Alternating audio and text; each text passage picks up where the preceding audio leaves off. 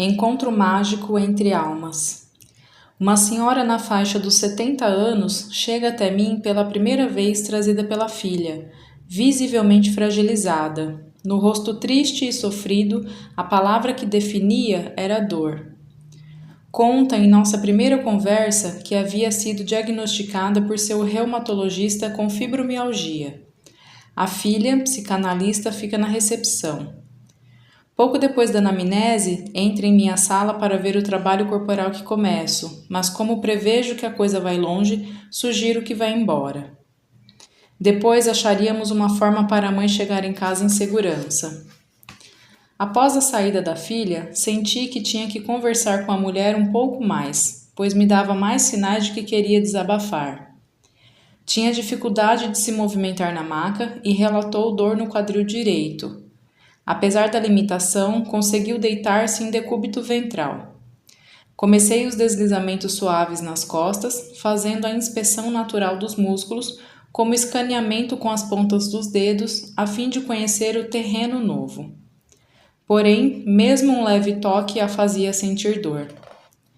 Fui dosando e diminuindo cada vez mais o ritmo e a pressão, aprendendo a conhecer as limitações.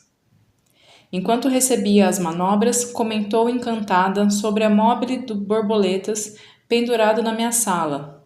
E eu disse: amo as borboletas, pois sempre me lembram de meu trabalho diário de transformação interior. Completei. Seria algo que acabei incorporando como crença pessoal. São como os anjos, cuidando de quem entrava em minha sala para eu cuidar. Durante a conversa, ela me disse: maltratei muito meu corpo. Imediatamente percebi, por uma única frase, em seu olhar, sentimento profundo de culpa e autopunição. Contou histórias tristes, difíceis mesmo, acidentes graves de carro, separação, enorme trabalho para se sustentar, fome na infância, pão sem manteiga, filho usuário de drogas, enfim. Relatos desafiadores e sofridos. Parecia sentir que a dor atual se relacionava a todo o sofrimento passado. Disse ainda que se achava perfeccionista e não sabia impor limites. Isso me confirmava ainda mais o fato de estar com a doença, a fibromialgia. Baseada em informações observadas nos meus atendimentos, constatei que os dois componentes, perfeccionismo e falta de impor limites a si próprio e aos demais, eram gatilhos para dores crônicas. Outro lado que mencionou e a incomodava era ser dependente financeiramente dos filhos. De certa forma, ela se sentia diminuída. Eu a ouço e acolho e como a compreendo. Continuando o trabalho em seu corpo, conforme massageava, se entregava e esquecia das dores. E me contava mais e mais histórias do trabalho que exerceu por muito tempo com produção de roupas e bijus, e como se desenvolveu sozinha criando modelos de roupas e acessórios. Ao relaxar com o toque, a música propícia e ambiente acolhedor e de confiança liberava mais e mais as vivências pessoais. Isso costuma acontecer com frequência em trabalhos corporais que oferecem um campo especial para isso. Ao final, após tê-la tocado no rosto, nuca e braços com os pincéis macios, avisei que tínhamos finalizado a longa sessão de quase 2 horas e meia. A primeira vez que alguém recebe um toque de pincéis em minha sessão de massagem é sempre marcante e surpreendente, pois realmente faço sem avisar que será tocada daquela maneira. E peço para a pessoa permanecer de olhos fechados e que se permita sentir. A sensação é maravilhosa, de grande prazer e intensa delicadeza. Expliquei de modo bem simples que quando uso o toque do pincel na pele com pelos, estou atuando diretamente no sistema nervoso e atingindo a área do cérebro denominada córtex insular, responsável pelo prazer e bem-estar. A partir desses toques e explicações, ela começou a liberar mais traumas antigos, relacionados a um de seus filhos e coisas, diríamos bem pesadas, como, por exemplo, negociar com traficantes de drogas que deixaram seu filho em paz. Foi forte para mim, bem forte ouvir o relato e compartilhar toda a carga emocional que veio acompanhada de um choro dolorido, envergonhado e profundo. Os fatos devem ter acontecido vários anos atrás, mas ainda a faziam sofrer imensamente. Quando terminei, olhei fundo em seus olhos e falei com toda sinceridade. Sinto que nossos anjos combinaram esse encontro. Senti que deveria ser profundamente grata aos filhos pela iniciativa de a acolherem em momento tão difícil que vinha passando, e aceitasse de bom grado o que faziam por ela, sem se sentir culpada. Ela me disse que, apesar de ter chorado muito, se sentia extremamente agradecida e leve. Chegou até a aventar a possibilidade de ir embora para casa a pé, pois não morava tão longe da minha sala. Estava bem e isso era o mais importante.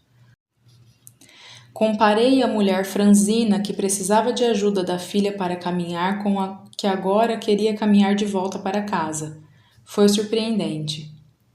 Após convencê-la de que deveria voltar para casa de táxi, decidi acompanhá-la à portaria do prédio comercial onde trabalho. De repente, percebo uma linda borboleta marrom e amarela que pousa tranquilamente sobre uma das plantas ornamentais bem na entrada do prédio. E lá ficou até a hora do táxi chegar. Mostrei a borboleta para aquela nova mulher que estava à minha frente. Ficamos boquiabertas. Entendemos o sinal, nos olhamos, nos abraçamos e constatamos que estávamos muito bem acompanhadas durante os momentos mágicos de encontro entre duas almas. Depois agradeceu a borboleta que estava lá, entrou no táxi e se foi. Somos amigas até hoje. Foi um encontro mágico. Fluir das águas. A melodia suave, sutil e celestial toca ao fundo e me acompanha no momento da introspecção. A música conversa comigo como mãe amorosa. O que me motivou a escrever foi o incômodo físico, conjuntivite no olho direito e pequeno gânglio sobre a orelha direita. Parecia uma gripe chegando e o corpo tentando lutar para me defender. Não sei porquê, mas achei que os pequenos incômodos eram um sinal de que tinha que escrever como me sentia. Não me importava o modo como as palavras surgiriam. Elas simplesmente explodiam dentro de mim. Como acontece até hoje, inclusive com a redação deste livro. Percebi o início da inflamação ocular enquanto atendia uma cliente pela primeira vez. Lisa chegou, convidei-a para sentar-se e fiz uma anamnese a fim de conhecê-la melhor. Assim que perguntei a profissão, desandou a chorar. Fiquei em silêncio e deixei-a à vontade para desabafar. Quando se acalmou, convidei-a para se deitar e comecei meu trabalho de massagem. Não quis perguntar mais nada. Apenas senti uma compaixão imensa, carinho e solidariedade. As articulações estavam extremamente resistentes e difíceis de trabalhar. O corpo me mostrava dureza e inflexibilidade internas. Enquanto isso, observava que meus olhos não paravam de lacrimejar. Naquele momento, sabia que algo acontecia dentro de mim, mas não conseguia perceber exatamente do que se tratava. Fiquei apreensiva, com vontade de falar algo para a mulher que tinha acabado de conhecer, mas uma voz me dizia para ficar em silêncio. Então, apenas falei com as minhas mãos. Tenho certeza de que entendeu o que queria dizer, mas queria apenas dizer mentalmente: pode se soltar, vá no fluxo, surrender, entregue-se. Aos poucos, fez exatamente isso. Derretia-se na maca ao som da música de fundo, se soltando maravilhosamente. Fechava os meus olhos, as lágrimas escorriam espontaneamente em minha... Seria a tal da conjuntivite? E assim tem sido o meu caminho silencioso. Na sala que atendo, sou outra pessoa. Não sei se coloco mais uma das diversas máscaras que possuo ou, estando nela, sou o que realmente devo ser em essência pura, meu verdadeiro eu. Amo o que faço, e faço com um amor que eu mesma desconhecia poder sentir por outro semelhante. Enorme necessidade de ajudar, auxiliar e cuidar. Ainda não sei como será daqui para frente, se continuarei na profissão por muitos anos, mas nela me sinto em casa. Renovo a sensação da experiência única, me comunicar pelas mãos, no silêncio do encontro de duas almas que se permitem fluir. As águas desceram alguns rios abaixo e limpam o que está preso, estagnado dentro de nós. E minha conjuntivite? Sumiu, uma grata surpresa. As águas não podem ser represadas, devem fluir e dar vazão para todo aquele rio enorme que vem em seguida. Nada de águas paradas, pois cheiram mal, e aí adoecemos. Vejo a massagem e o toque como uma pintura. A cada sessão que faço, sinto como se eu estivesse pintando um quadro único. Meu ritual é colocar música que agradam a mim primeiramente. Já trabalhei em silêncio, sem música de fundo, mas para mim a música funciona como um instrumento de cura e inspiração. Com ela, entro no ritmo, me concentro e pode-se dizer que até danço ao fazer minhas manobras. Quem recebeu minhas sessões já me disse que sentiu essa entrega profunda e sentiu em seu corpo o ritmo com que realizo minhas sessões. Massagem é minha profissão, é minha missão, é a minha arte. Vergonha equivocada. Certa vez, uma cliente que acabou se tornando uma amiga me disse: "Sabe, Rosana, tenho vergonha do meu corpo. Tenho vergonha de receber massagem." Intuitivamente respondi: "Você não tem do que se envergonhar. Seu corpo é lindo e saudável. Quando receber um toque meu, não toco o corpo somente, mas o ser que habita nesse corpo, e isso para mim é sagrado." Não preciso dizer que após esse encontro, a amiga cliente entendeu perfeitamente o que eu quis dizer. Confiou e entregou seu corpo e seu ser aos meus trabalhos. Foi lindo. Tornamo-nos amigas durante muito tempo, mas não tinha tido notícias dela nos últimos anos. Espero que esteja bem onde estiver. Isso aconteceu há bastante tempo, mas a lembrança retornou hoje, pois queria dizer aos que me leem que não tenham medo de expor o corpo a um profissional de saúde, um terapeuta do toque, por achá-lo feio, muito gordo, muito magro, muito flácido, etc. Isso não faz a menor diferença para quem cuida e realmente se importa com o cuidado e a essência. Mãos que cuidam. No final de 2003, logo após a participação de apresentação do meu trabalho de massagem oncológica e de conforto em um congresso de humanização hospitalar, veio o convite para atuar voluntariamente e cuidar dos colaboradores do Instituto Emílio Ribas em São Paulo. Não deveria atuar com os funcionários do hospital, mas o Senhor Tempo, sábio professor, foi me mostrando como tinha sido providencial começar pelos colaboradores, para depois me aproximar aos poucos dos pacientes internados. Cuidar dos funcionários me colocou mais próxima das necessidades, que eram várias, físicas e emocionais. Trabalhar na equipe multidisciplinar da medicina do trabalho foi uma experiência extremamente enriquecedora, pois me ensinou que a melhor forma de introduzir um trabalho pioneiro de toque e massagem em pacientes hospitalizados era primeiramente sensibilizar os profissionais de saúde que cuidam desses pacientes. Cuidador, cuidado, cuida melhor. Com a ajuda da Adna Urbano, dedicada à assistente social do hospital, e o aval do diretor e médico pediatra Alexandre Campeas, preocupado com seus pares, estressado, atendi com outros colegas massoterapeutas em torno de 40 funcionários na época do Natal. Transformamos uma pequena sala no 9º andar do prédio de internação do hospital em um cantinho aconchegante, com cadeiras de massagem, quick massage, maca, música ambiente suave e até um aroma de incenso para criar um clima agradável. Todos que lá estiveram trabalhavam no 3º andar do hospital e tinham sido sorteados pela assistente social para receber massagem. Por nossas mãos passaram auxiliares de limpeza, da nutrição, enfermagem, médicos e diretores. Foram momentos muito especiais. Até esqueciam que estavam dentro de um hospital. Relatavam terem sido transportados para lugares de paz e tranquilidade e voltavam para os postos de trabalho totalmente renovados. Com isso, fui ficando conhecida no hospital, pois além desses profissionais, continuava com um trabalho específico de medicina do trabalho, cuidando de quem estivesse com diagnóstico de hipertensão. A orientação era de que o funcionário ou funcionária passassem pela equipe multidisciplinar, que incluía um clínico geral, um psiquiatra, uma assistente social, um psicólogo e eu, com a massagem terapêutica. A minha proposta era realizar ao menos 10 sessões, uma por semana, para cada funcionário em tratamento, e faria um relatório de cada sessão, acompanhando se a pressão arterial melhorava após o atendimento. A medição da pressão arterial era feita por uma enfermeira antes e depois da sessão.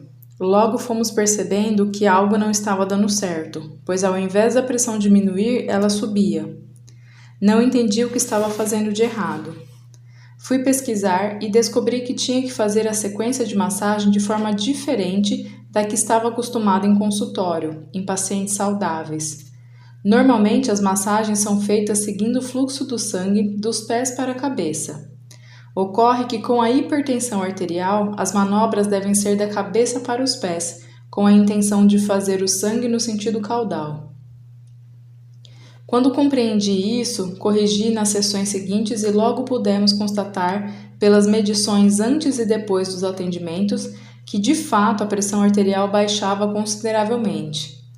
Porém, conversando com a equipe multidisciplinar, ficou mais evidente, após o término do conjunto das 10 sessões, a melhora geral do funcionário, relatada e percebida por ele próprio, com mais bem-estar, melhora do humor e do espírito. Com as equipes sensibilizadas, pouco tempo depois, fui apresentada a uma médica ativa e visionária do hospital, Glória Brunetti, médica infectologista e paliativista, que pretendia iniciar o primeiro serviço de voluntariado institucional para os pacientes. O sonho era desenvolver um projeto abrangente, com várias propostas que levassem conforto aos pacientes, nos quais presenciava tanto sofrimento. Enfrentou vários desafios para buscar pessoas leigas para dentro de um hospital de infectologia.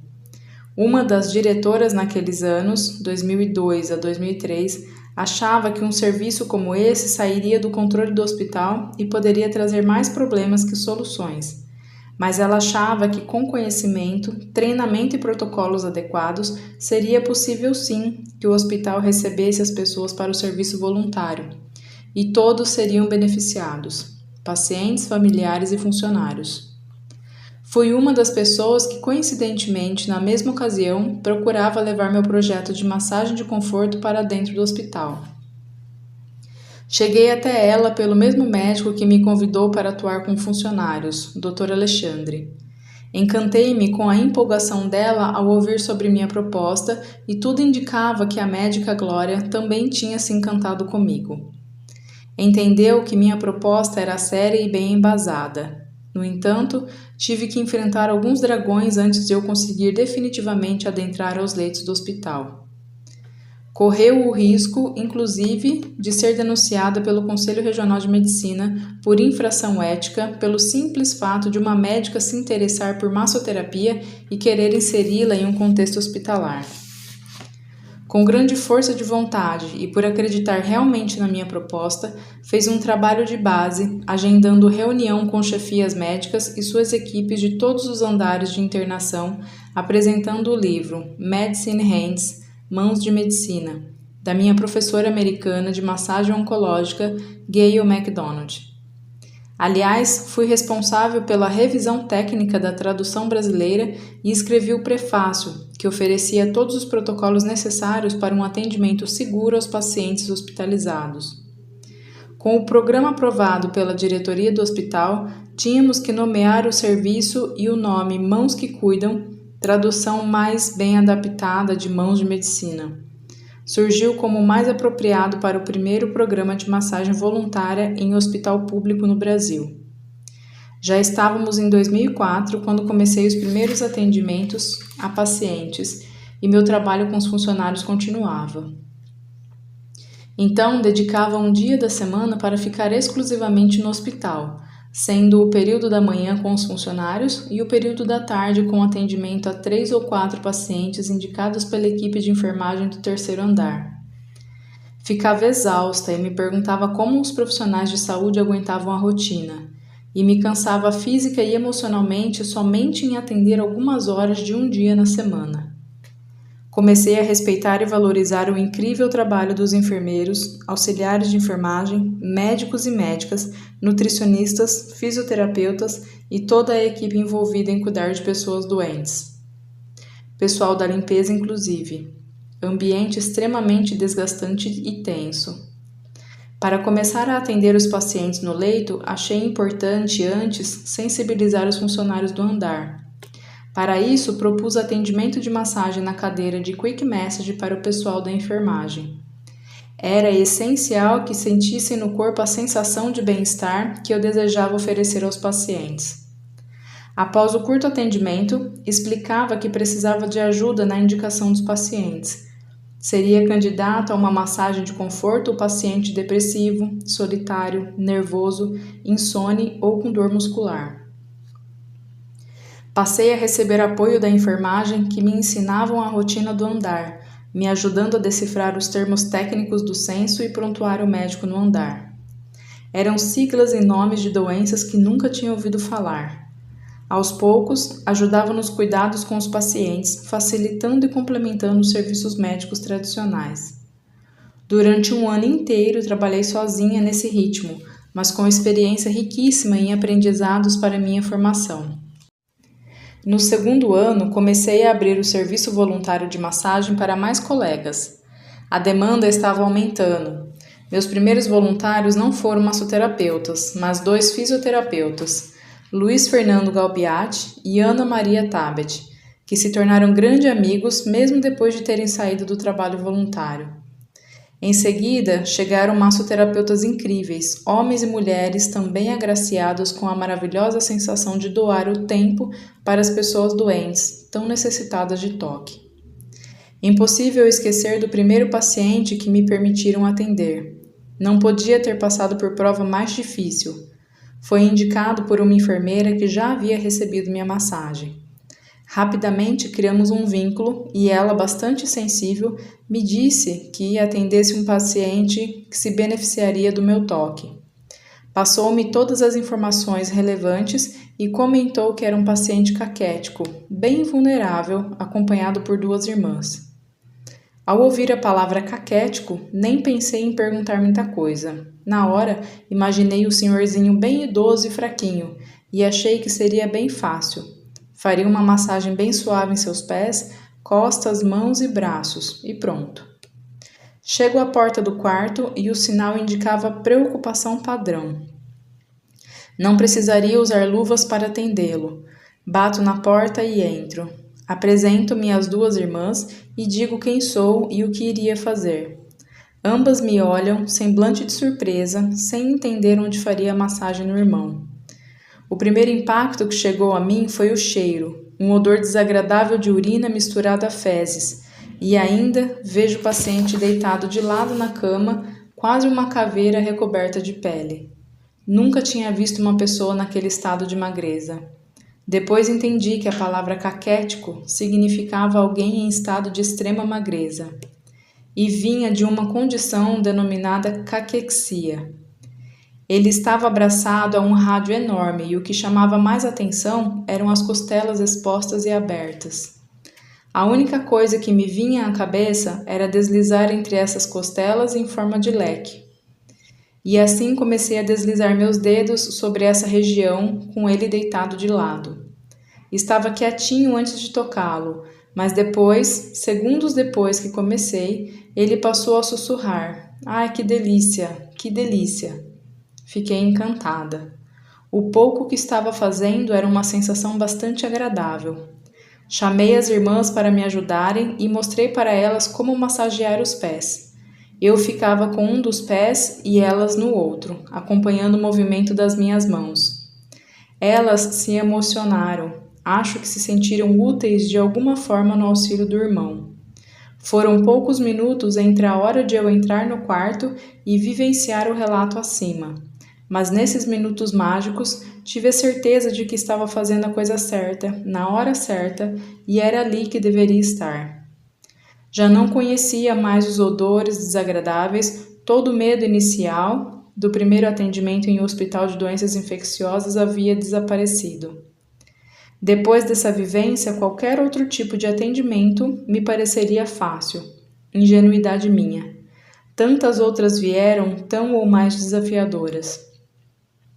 Houve uma em que o paciente estava com uma dor após ter sido submetido a uma punção na coluna, para determinar se estava com meningite. A enfermeira do andar me alertou que ele tinha acabado de chegar do exame e estava em estado de choque, sem se mexer, no leito do quarto, sozinho. Quis ter a certeza de que era apenas devido ao choque emocional da dor que sentiu e assegurei a ela que não faria nada que piorasse a dor. Ela confiou e me disse para ir procurá-lo. Entrei no quarto e me apresentei. Expliquei que era voluntária do toque de conforto e gostaria de ajudá-la a se sentir melhor. Ele ficou me olhando com desconfiança, mas permitiu meu trabalho. Comecei tocando seu peito com uma das mãos. Pedi para fechar os olhos e respirasse centrando a mente no local onde tocava. Assim fez e iniciamos nosso primeiro contato de confiança. Respirei junto com ele. Quando alguém está em choque, sempre é muito importante informar o que será feito, para os toques serem previsíveis. Então, avisei que começaria a tocar seus pés. Toquei com ambas as mãos um de seus pés. A mão sobre o peito do pé e a outra sob a sola do pé, como um sanduíche de mãos. Sensação reconfortante com certeza. Fiquei pelo menos uns 40 a 60 segundos em cada pé. Aos poucos já ia percebendo que o corpo do rapaz se soltava. Dos pés fui para a região da coluna, tomando o extremo cuidado de colocar a mão esquerda sobre a região do osso sacro e a mão direita sobre a região pubiana. Ele permitiu e lá fiquei aproximadamente uns 80 segundos.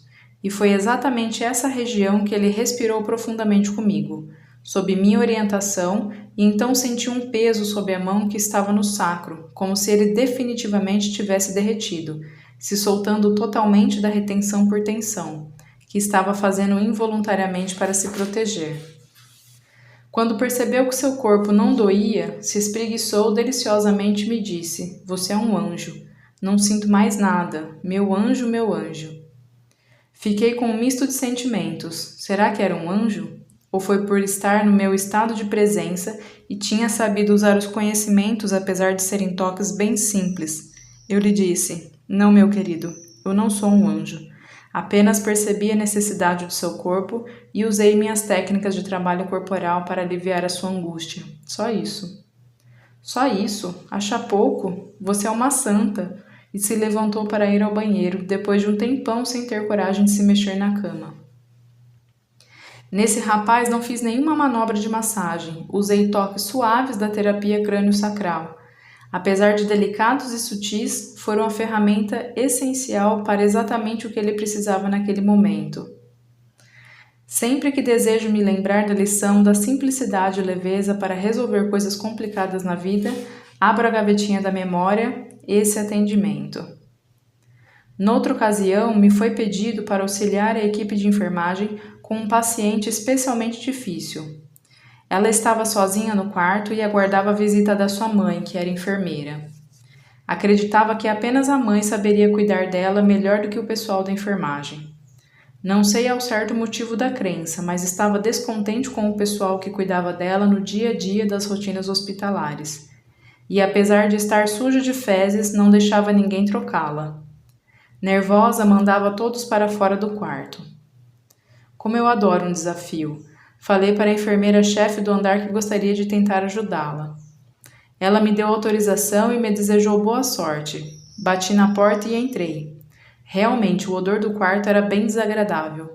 Acionei meu mecanismo de proteção, de respirar pela boca, e lá fui eu. Disse que era massoterapeuta e gostaria de fazer massagem suave em seus pés. Ela permitiu. Então, liguei o som do meu toca-CDs com música suave e comecei a massagear os pés delicadamente. Fui subindo aos poucos para uma de suas pernas, deslizando na panturrilha, joelho e coxa, depois a outra. e ela foi se soltando. Subi para os braços e ombros. Soltou-se um pouco mais. Quando cheguei à região peitoral, com grande delicadeza, massageei o osso externo e pedi para ela respirar. Tocava uma música especialmente linda e senti a formação de profunda conexão entre mim e ela. Nós duas começamos a chorar. Havia uma aura de paz no quarto e entramos profundamente nesse sentimento. Quando terminou, perguntei como se sentia. Ela disse ter sentido a presença de Jesus na sala e que nunca experimentara aquilo. Fiquei extremamente tocada pela experiência. Agradeci a confiança em meu trabalho. Aproveitei para sugerir que alguém da enfermagem entrasse no quarto para higienizá-la e trocá-la antes da mãe chegar, no que consentiu imediatamente. Que alívio! Despedi-me e saí do quarto com a sensação de missão cumprida. Os enfermeiros me perguntaram o que tinha feito para acalmar a moça. Eu me abri com amor ao tocar o seu coração. Um laço se criou ao nosso redor. Ela sentiu isso e se abriu com amor de volta para mim. O pessoal da enfermagem ficou agradecido por ter facilitado a entrada no quarto. Acredito que entenderam quando falei sobre me abre com amor, pois imagino que diversos enfermeiros passam por situações semelhantes diariamente. Basta estarem abertos e presentes para perceber a delicadeza de distintas situações. Foram pelo menos 12 anos de trabalhos no Hospital Emílio Ribas. Cuidei de homens e mulheres, crianças e idosos, pessoas de todos os gêneros. Com cada um, vivenciei experiências únicas. As experiências mais fortes aconteciam quando meu estado de atenção e presença estava no modo on. Quando estava preocupada com algo externo ou se estivesse muito cansada, os resultados nem sempre eram tão fortes. E isso acontece com tudo o que fazemos diariamente. Depende de como estamos nos sentindo no dia, física e emocionalmente. O mais importante é a percepção que o trabalho no hospital me ensinou. Me observar e ver o quão inteira estou naquilo que estou fazendo. Mas chegou um momento que senti que precisava dar um tempo nos atendimentos voluntários e passar a coordenação do programa Mãos que Cuidam a outras pessoas. Então, nos anos seguintes, a coordenação ficou sob a responsabilidade de outras voluntárias de minha confiança, como a massoterapeuta e psicóloga Marina Pereira e a massoterapeuta Mônica Ungar, que é atualmente a coordenadora dos trabalhos do Emílio Ribas. Mônica ficou impactada pelo trabalho, por isso decidiu fazer a monografia do curso de especialização em teorias e técnicas para cuidados integrativos na Unifesp, em 2019, centrado no tema massoterapia hospitalar. Ela relatou minha experiência pioneira em um hospital público de infectologia no Brasil e conectou a história pessoal, o processo de recuperação após uma cirurgia torácica e consequente dor crônica, a descoberta da importância da massagem terapêutica em seu processo de cura e a chegada à minha primeira turma de treinamento em massoterapia hospitalar. A partir daí, começou a ser costurado o fio delicado da relação com ela e tudo o que vivenciou em seguida. A monografia ficou maravilhosa e senti grande orgulho de ver meu trabalho reconhecido e ser tema de um trabalho tão importante em uma grande universidade. Nesse período, preparei um curso bem estruturado, no qual poderia passar o conhecimento teórico e prático de como adaptar o toque ao paciente hospitalizado. Convidei a médica Glória para atuar comigo, passando a linda e consolidada experiência como médica paliativista no ensino sobre o que é dor, cuidados paliativos e bioética. Essa parceria existe até hoje em nossos cursos no formato presencial ou online. Quando existia apenas o curso presencial, formávamos 2 pequenas turmas de 8 a 10 alunas e alunos e ensinávamos os fundamentos de como adaptar o toque ao paciente em ambiente hospitalar. Até o início de 2020, pouco antes de começar a pandemia, havíamos formado 10 turmas de massoterapeutas de várias partes do Brasil e de Portugal, treinados presencialmente para atender a pacientes fragilizados em ambiente hospitalar. Após a pandemia, entrei na onda dos cursos online, mas bem antes disso existia procura para treinamentos à distância, pois pessoas de outros estados e de outros países da língua portuguesa procuravam esse tipo de treinamento, mas não tinham como se locomover até São Paulo. Eram altos os custos de transporte, hospedagem e alimentação. Montar o mesmo curso somente em aulas em vídeo foi outro grande desafio. Conseguimos, apesar das dificuldades e adaptações, passar conhecimentos. Mas a vivência prática tão importante teria que partir dos aprendizes. E nos vimos movidos a confiar o que aconteceria. Aos poucos, com a pandemia melhorando e o número de casos diminuindo, neste exato momento que escrevo, agosto de 2022, torço para retornar com os atendimentos voluntários no hospital e os cursos presenciais, essenciais ao fortalecimento do aprendizado. Radia, meu novo desafio. Era final de março de 2022, quando fui procurada por colegas que atuam no Hospital Israelita Albert Einstein. A terapeuta corporal Esther Massola e a médica fisiatra doutora Cristiane Isabela me pediram apoio para atender uma senhora acamada em sua residência, com uma doença degenerativa que nunca tinha ouvido falar: ataxia cerebelar. No caso específico dela, seus primeiros sintomas começaram com tontura e falta de equilíbrio e alguns anos depois evoluíram ao ponto de que atualmente ela não se movimenta, mas tem total compreensão de tudo ao seu redor. Ouve e enxerga, mas não consegue falar. Em resumo, uma prisioneira dentro do próprio corpo. É totalmente dependente de terceiros para coisas básicas, comer só eventualmente com suporte de fonoaudióloga. Do contrário, se alimenta por tubos com dieta balanceada. Fiz o primeiro contato com uma das filhas, Márcia, via WhatsApp, a fim de me apresentar e entender o que ela esperava que eu fizesse pela mãe. Márcia me diz que o nome da mãe é Radia, uma mulher de 69 anos, 3 filhas e um filho. A filha mais nova, Bruna, mora com a mãe. O filho nunca tive a chance de conhecer, e a outra filha reside na França.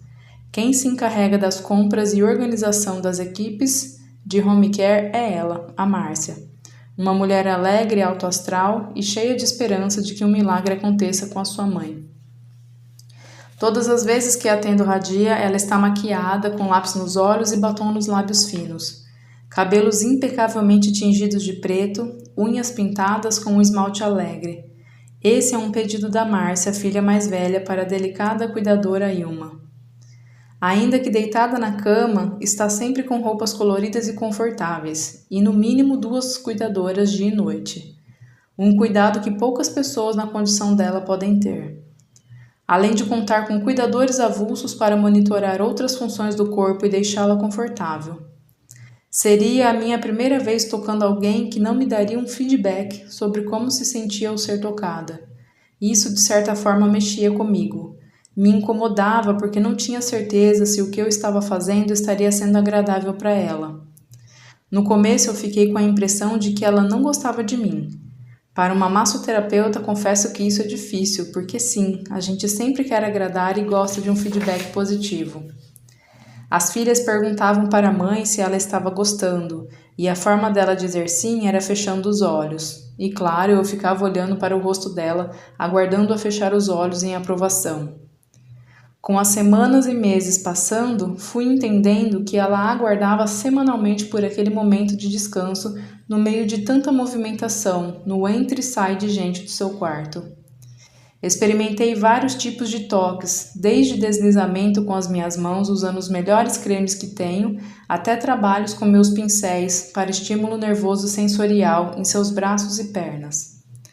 Tenho certeza de que ela ama essas sensações e descansa enquanto cuido dela. Em paralelo às manobras de massagem, venho atuando com auriculoterapia neurofisiológica, estímulo com sementes em pontos específicos da orelha, para as necessidades semanais daquele corpo imóvel na cama.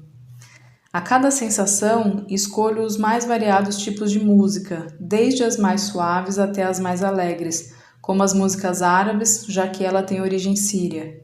Seus olhos vibram de alegria quando ouvem música árabe, e eu também, pois mexem comigo. Algumas vezes, dependendo do ritmo, lento ou rápido, eu seguro em um dos seus braços e o movimento ao som da música. Ambas já nos emocionamos, sob os olhares atentos das outras cuidadoras.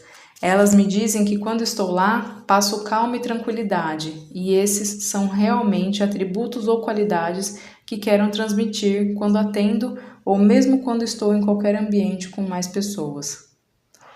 Estar com Radia tem me ensinado a ter mais aceitação e compreensão de minhas limitações, enquanto massoterapeuta, sabendo que faço e ofereço o meu melhor, ainda que não tenhamos o resultado que gostaríamos. Tem sido meu maior exercício de humildade, entregando para o Ministério da Vida a possibilidade de um milagre para essa mulher que brilha quando sorri com os olhos e a boca. Nesse momento, ainda cuido dela e entrego para o universo cuidar, desejando o melhor para essa linda mulher que não conheci em sua capacidade plena de movimento, mas que mobiliza meu coração sempre que a toco.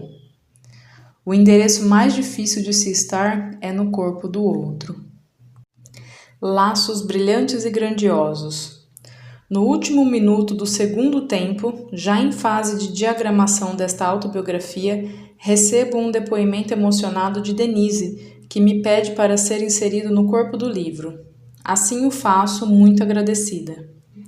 Deus envia anjos à Terra em momentos pontuais para agirem por intermédio de um ser humano especial. E a Rosana foi esse ser em minha vida. Primeiramente por meio do seu trabalho como massoterapeuta e seus amplos conhecimentos profissionais, utilizando-se de diversas técnicas com suas habilidosas mãos e seu toque de cura no corpo enfermo, bem como por intermédio de suas palavras doces que acalentam a alma. E ela pratica todo o seu trabalho com carinho genuíno e único. Meu nome é Denise Bandeira e moro em Santos, e os problemas de saúde que me fizeram chegar misteriosamente até a Rosana em dezembro de 2019 foram as dores intensas provocadas por artrose em lados diferentes do corpo, quadril e joelho. Assim fazendo com que a minha mecânica corporal estivesse descompensada, gerando dores em outras partes do corpo também. Em meados de 2019, eu estava em um salão de cabeleireiro, caminhando com uma dor intensa a ponto de me fazer chorar. E uma senhora, ao presenciar essa situação, veio conversar comigo, dizendo ser fisioterapeuta e passando o seu contato, caso eu quisesse tomar algumas ervas para tentar amenizar as dores. Os fios que me unem a Rosana iniciaram nesse exato momento. Ao entrar em contato com a tal senhora para iniciar um tratamento com fitoterapia, ela disse que seria melhor que eu tratasse com uma massoterapeuta em São Paulo chamada Rosana, a qual utilizava uma técnica diferenciada chamada silêncio neural para tratar dores intensas. Foi assim que cheguei na primeira sessão com a Rosana em dezembro de 2019 e fiquei encantada com essa técnica, pois saí do consultório caminhando sem o auxílio da muleta e sem dor. A partir desse dia, nós iniciamos um tratamento semanal de janeiro a fevereiro de 2020 para que eu pudesse viajar sem dor de navio antes da minha cirurgia no quadril, programada para março e que acabou não ocorrendo por causa da pandemia de 2019. É importante comentar que fui capaz de ir sozinha nessa viagem de 7 dias e, pasmem, até dancei com um mexicano. Lembram que eu falei com Deus que Deus nos envia anjos? Então, nesse momento, os fios que me unem a Rosana começam a formar laços. Em março de 2021, eu tive Covid-19 e, a princípio, permaneci em casa por uma semana medicada, porém sem ter conhecimento de como agir e perceber a evolução sutil dessa doença. E as orientações da Rosana foram vitais nesse processo. Ela carinhosamente orientou a mim e ao meu filho em tudo, desde procurar outro médico com urgência, assim como ensinar a usar o oxímetro, aparelho que não conhecíamos. Rosana falava todo dia comigo e com meu filho, e naquele momento ela já havia se tornado amiga, e sua preocupação em cuidar do próximo ficou evidente. E em uma noite, quando ela conversava comigo ao telefone, ela pôde perceber que eu estava muito confusa, pois eu dizia que só queria dormir e não iria procurar um hospital como ela havia me orientado. Então ela foi segura e determinada em sua decisão. Telefonou para o meu filho e disse-lhe que deveria chamar uma ambulância urgente, para que me levasse a um hospital, porque provavelmente eu deveria estar com má oxigenação cerebral. Ao chegar no hospital, após ter feito um exame mais específico para medir a saturação, decidiram por me entubar imediatamente. Nesse momento, nossos laços energéticos se formaram com muito brilho e grandiosidade. Fiquei 40 dias na UTI, entubada, traqueostomizada, tive um infarto, miocardite, trombose, pneumonia e estou aqui, nesse instante, ótima e sem sequelas para contar e relatar tudo isso. O médico falou que eu cheguei na hora certa. A Rosana me salvou. Acreditem, anjos existem. Os fios da Rosana teceram uma nova vida para mim e formaram um laço eterno entre nós duas. Abrindo para o novo, de novo. Vivendo no fluxo e seguindo o coração. Estou em novembro de 2022, sentada na sala de casa, olhando para o nada e pensando por onde começar com tantos sentimentos embolados dentro de mim. Acabei de retornar de uma viagem para Israel que me ofereceu a oportunidade de vivenciar o momento presente, de estar no aqui e agora e sentir totalmente com o coração, de deixar o fluxo do cotidiano me leve de forma leve e gentil. Saí do Brasil com eleições aqui e em Israel recém-terminadas.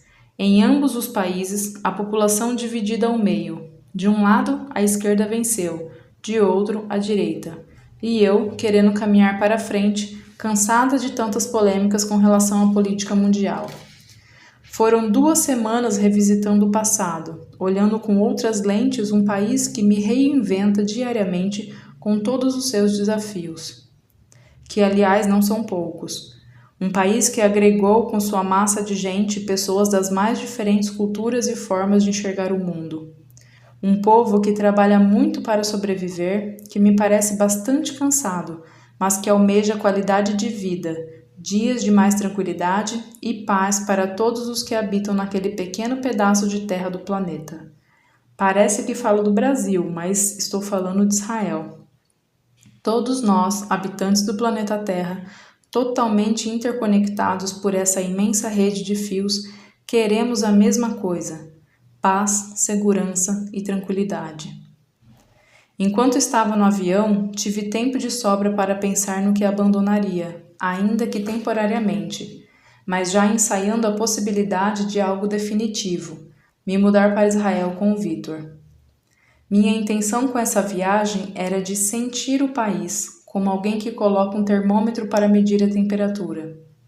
Queria sentir se meu coração ficaria quente ou frio na convivência diária com as pessoas e os lugares que visitaria.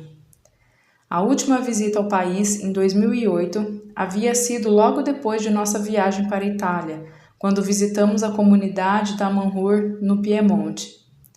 Naquele ano, estávamos muito felizes e empolgados com tantas belezas que tínhamos vistos, com o coração aberto para rever Israel e familiares, para a comemoração de Bar Mitzvah, ritual judaico de maioridade, de Idã, meu sobrinho mais velho, e para o aniversário de 80 anos do meu pai. Mas o Israel de 2022 está completamente diferente do país que vi 14 anos atrás. Já em 2008, fiquei impressionada com a rápida mudança do país a cada ano que passava, com estradas espetaculares, transporte fácil, ligando o país de norte a sul e prédios modernos sendo levantados na região de Tel Aviv. Dessa vez me surpreendeu ainda mais. O país inteiro é um canteiro de obras. Prédios modernos e altos crescem para todos os lados em quase todas as cidades, algo que destoa da arquitetura tradicional e peculiar do país, com prédios baixos e de no máximo 6 ou 7 andares na maioria, revestidos com pedras retangulares de cor areia. As estradas e ruas continuam maravilhosas, perfeitamente asfaltadas, o que para mim, que vivo numa cidade com péssimo serviço de recapeamento de ruas, é coisa de muito luxo. Outro luxo foi poder andar tranquila falando ao celular ou deixar minha bolsa de mão solta numa cadeira de restaurante para me servir no self-service sem medo de ser furtada. Encantei-me com praças ajardinadas, flores dos mais variados tipos, canteiros de ervas medicinais e aromáticas, alecrim, hortelã, lavanda, ao redor de parques infantis e algumas árvores de nosso Brasil, que se adaptaram bem no clima mediterrâneo como o ipê amarelo. Para um país que era desértico, realmente é para ficar muito orgulhosa ver como conseguiram superar as dificuldades geológicas, encontrando tecnologias agrícolas para transformar o país em um enorme pomar de oliveiras, uvas, laranjas, maçãs, pômelos, tâmaras e tantas outras variedades de frutas, legumes e árvores. Fui extremamente bem recebida por meu irmão Zeca, sua esposa Anat e seus filhos no Kibbutz Hortal, onde moram. Todos me proporcionaram dias que me permitiram descansar e passear. E cada passeio, com eles ou sozinha, me permitiu estar inteira e atenta aos sinais que fizessem sentir a vida pulsando. Esse sentimento se manteve até o último dia da viagem, com todos que abriram suas casas para me receber. Durante minha estadia em kibbutz, almocei algumas vezes no refeitório comunitário e me deliciei com as comidas tipicamente israelenses. Poderia viver lá tranquilamente, só de imaginar que comeria aqueles quitutes todos os dias. Principalmente sabendo que eu não precisaria cozinhar. Bastava me servir, comer e depois depositar meus pratos e talheres usados numa esteira automatizada que levaria tudo para dentro de uma cozinha. Lá, alguns voluntários da comunidade se encarregariam de conduzir as louças e talheres para uma grande lava-louças. A cozinha não é a minha praia, definitivamente. Aproveitando que estava na região norte do país, visitei Liliane ou Lili, amiga brasileira que emigrou com seu esposo Ari e filhos nos anos 90. Sim, a mesma Lili que estava no meu reencontro com o Vitor na casa do Dani, quando ainda estávamos paquerando. Não seria fácil fazer meu irmão sair de casa para me levar até lá. Dava numa média de 50 minutos de viagem, mas aquela noite prometia valer a pena tirá-lo da toca. No inverno escurece cedo em Israel. Era em torno das 17 horas quando saímos de casa. Entramos no carro e tão logo pegamos a estrada rumo a kibbutz da região das colinas de Golã, com vista para o mar da Galileia. Avistamos na nossa frente uma lua cheia, gigante, linda e dourada. Eu devia parecer uma garotinha de 8 anos, boquiaberta e feliz, como se fosse a primeira vez que estivesse vendo tanta beleza. Meu coração batia acelerado. Não faço ideia do que passava na cabeça do meu irmão enquanto me observava com os olhos felizes e marejados. Meu irmão é uma pessoa sensível por natureza e sabe apreciar o verdadeiramente belo. Acho que minha emoção realçou para ele aquele momento ímpar. Chegamos em nosso destino com o coração aberto e leve. Liliane nos recepcionou de forma amorosa com um jantar delicioso, entremeado com conversas sobre nosso passado comum e possível futuro. Conversa vai, conversa vem, ela menciona que precisava avisar para a Vera, uma vizinha brasileira, que meu irmão estava lá comigo e queria conhecer o trabalho arquitetônico recém-inaugurado da casa dela.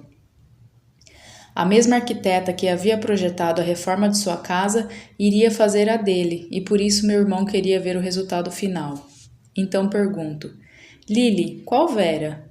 Por acaso é a Vera Muroc? Ela sabia que a Vera havia se mudado para Israel há muitos anos, mas não tinha ideia de que morava ao lado de Liliane. Sim, por acaso é ela, sorri Lili, confirmando. Caramba, que incrível! Não vejo a Vera há mais de 45 anos. Éramos amigas de adolescência nos tempos de fadinhas no grupo do descotismo Havaiandava. Será que ela se lembrará de mim? Vamos chamá-la aqui e descobrir, disse Lili. Pouco tempo depois ela aparece. Nos entreolhamos e tento relembrá-la de nossa antiga amizade infantil. Ela não se lembra de nada. Mesmo assim, foi como se nos conhecêssemos desde sempre. Senti novamente aquela sensação de fios que unem, laços que permanecem apesar da distância ou do esquecimento.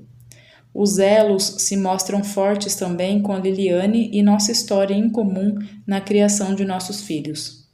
Tivemos todos um restinho de noite mágico, com muitas conversas significativas.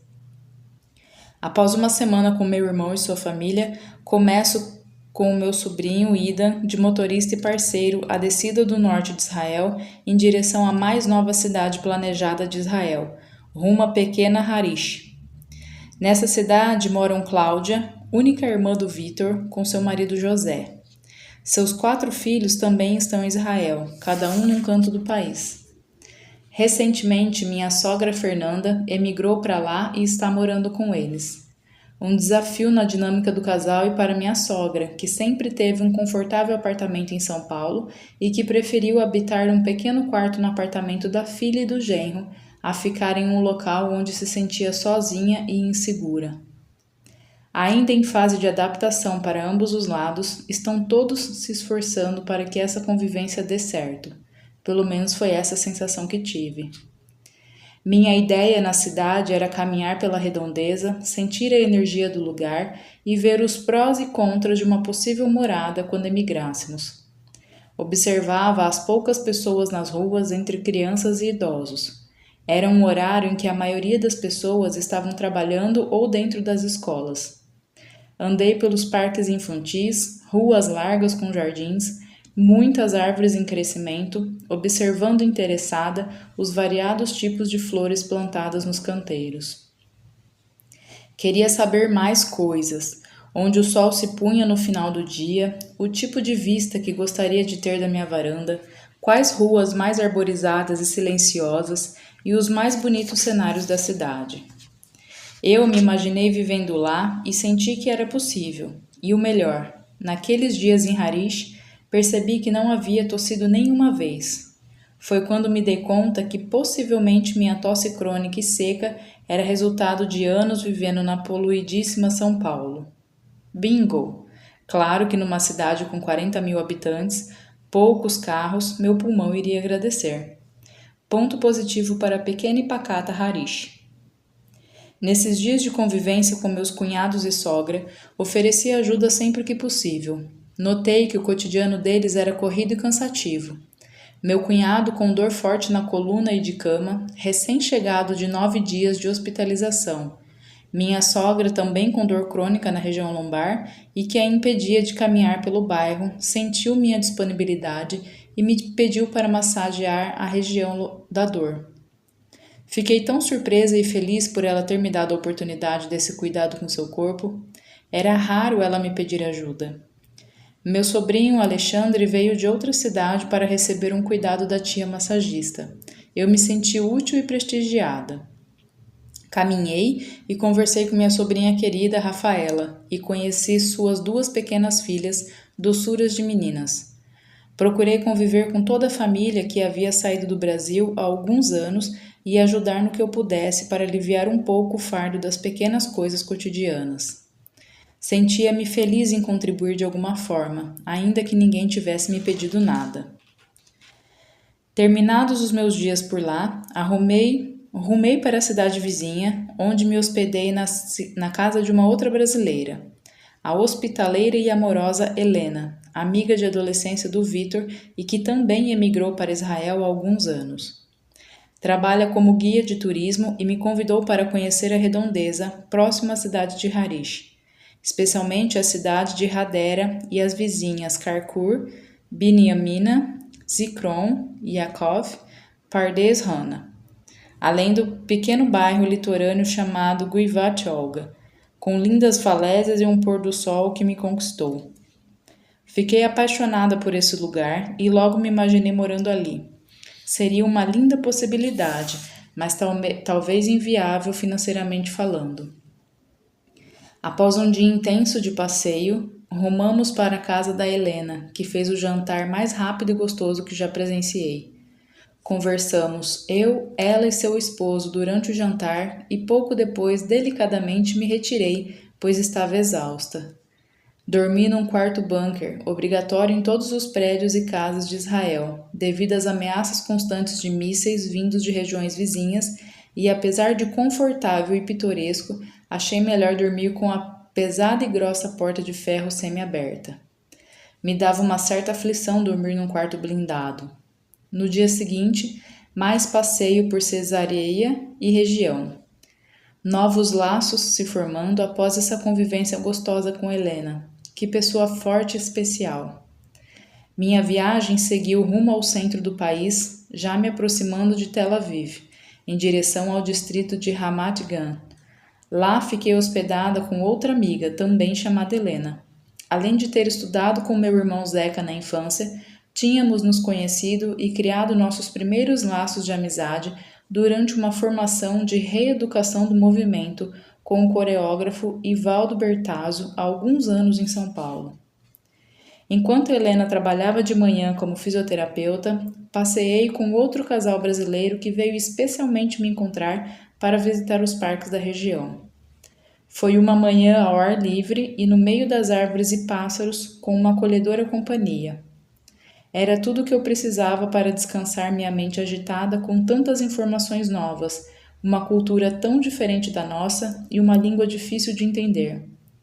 O curioso é que nunca encontrava Suzana e Rodolfo no Brasil, pois eles moram no Rio de Janeiro e eu em São Paulo. Tivemos que atravessar os céus do planeta para nos reencontrarmos em Israel. Quem explica uma coisa dessas? Eu simplesmente ia no fluxo, deixando as coisas acontecerem, com um mínimo de planejamento no roteiro.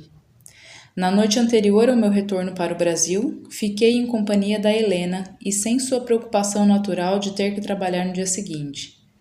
Às sextas-feiras, muitas pessoas em Israel já diminuem o ritmo de trabalho para adentrar no Shabat, o dia de descanso judaico que a maior parte da população segue.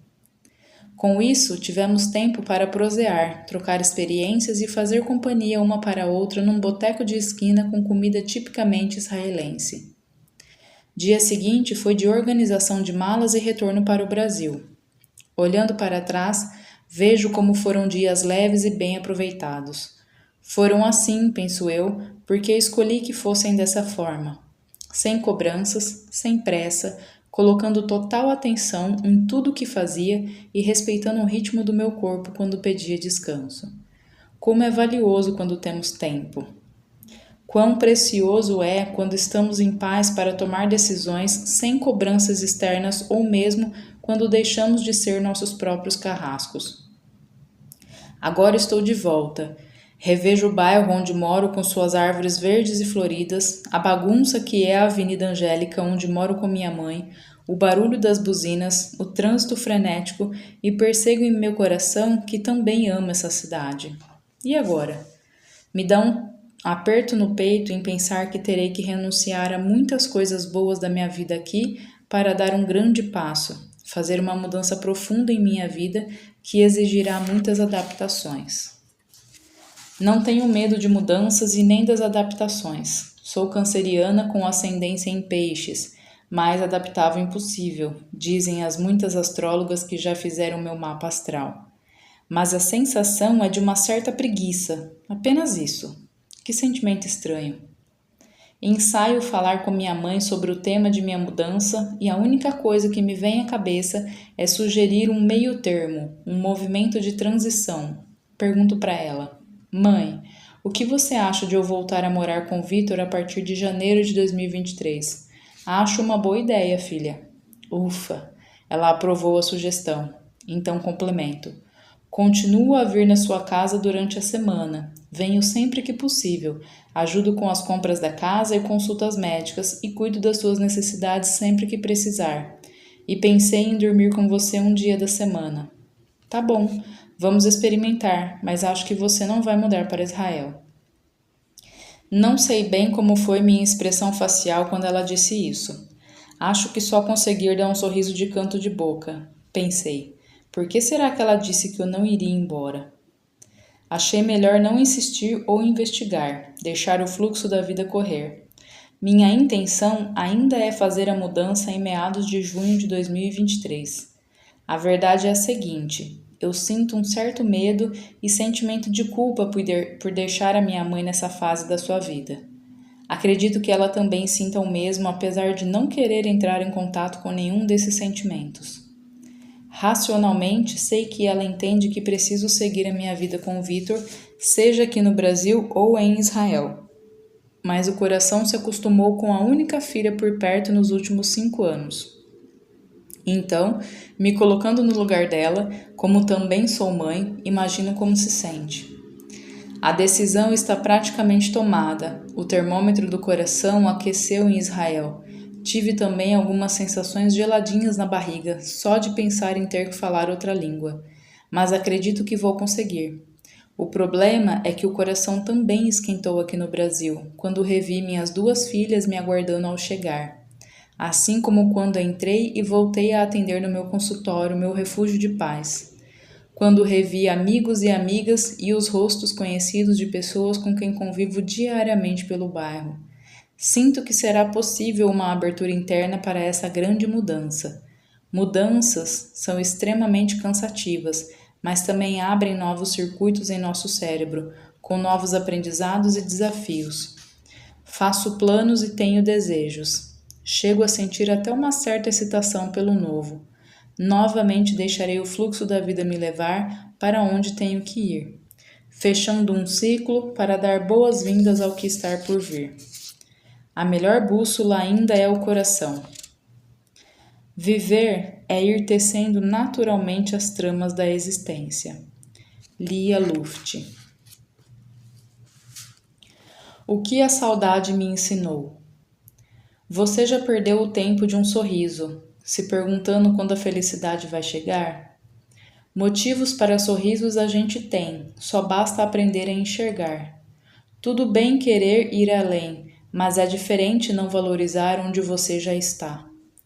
A gente acha que só vai ser feliz quando trocar de carro, de casa, de bolsa, de celular, de emprego, ou quando estiver com tal pessoa que está lá, do outro lado do mundo. E para quem está do lado, é sempre só um segundo. Isso é viver em modo de espera.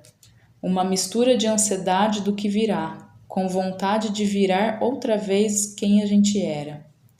Agradecer é perceber que a vida é um álbum de presentes, que quando vira memória, não se recupera. Por isso, a saudade me ensinou a estar atento aos detalhes, como um fotógrafo que anda sempre com uma máquina na mão, registrando a simplicidade dos momentos e dos sorrisos, mas sem a ilusão da busca pela perfeição ou do lugar ideal, porque eles acabam nunca sendo aqui. Parecem sempre fora. Manter um olhar presente me lembra que no futuro muitas vezes desejaremos estar exatamente onde e com quem estamos agora. Sim, dá para ser feliz com o que se tem, não só com o que está por vir. Basta aprender a agradecer antes de pedir. A vida não dura para sempre, é durante que ela acontece. Alan Dias Castro. Uma coleção de alegrias. Compartilho abaixo as alegrias e bênçãos que venho colecionando até aqui. O sorriso de um bebê, a bochecha quentinha da minha primeira filha nos meus braços na maternidade assim que nasceu, a superação dos primeiros passos de uma criança, um abraço de urso, rir até doer a barriga, cheiro de café, de terra molhada e de magnólias e jasmins, lágrimas de pura emoção e contentamento, a beleza da diversidade das flores, pássaros e peixes, árvores e seus frutos. Respirar fundo, um carinho inesperado quando rola um beijo, dinheiro esquecido na roupa, cheiro de comida antes de abrir a porta de casa, sono que vem quando se precisa, alguém me elogiando sem saber que eu escuto, um elogio ao seu filho, a febre que abaixa, um guichê sem fila, a surpresa de um upgrade para viajar de executiva, um filme que me faça sorrir ou chorar, a dança e a expressão do corpo, um voo sem turbulências e quando o avião pousa com todos a bordo seguros. Cachoeira nos ombros, quando a dor passa, quando assina um contrato, quando o amigo ou a amiga se cura, quando a foto sai boa, quando o depósito entra e quando sobra o dinheiro. O vento soprado no mar, mesa posta nos encontros de família e amigos, quando o livro é muito bom, quando reconhecem teu esforço, quando chega a primavera e o outono, Quando o médico diz, foi só um susto. Quando o sol se põe no mar ou nas montanhas. O céu abarrotado de estrelas. Quando você acha que é tarde, mas ainda é cedo, muito cedo. Agora, convido você a fazer a sua própria coleção de alegrias.